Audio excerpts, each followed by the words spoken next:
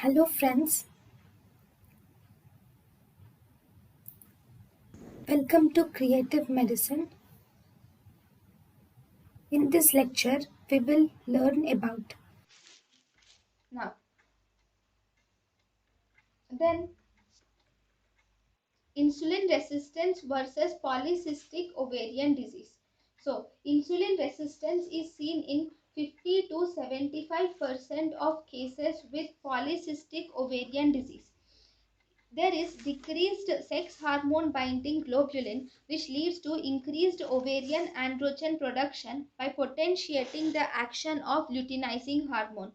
So, this insulin resistance is most commonly seen in obese polycystic ovarian syndrome females. This leads to increased glucose to inflammatory response. Thus, there is increased C-reactive protein. Acanthosis nigricans is seen and there is abnormal oral glucose tolerance test. Acanthosis nigricans. Acanthosis nigricans is darkly pigmented skin seen typically in the nape of neck.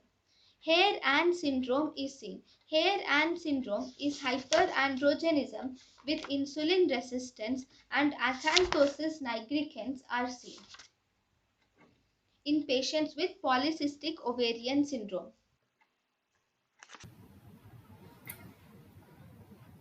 thank you and thank you for watching.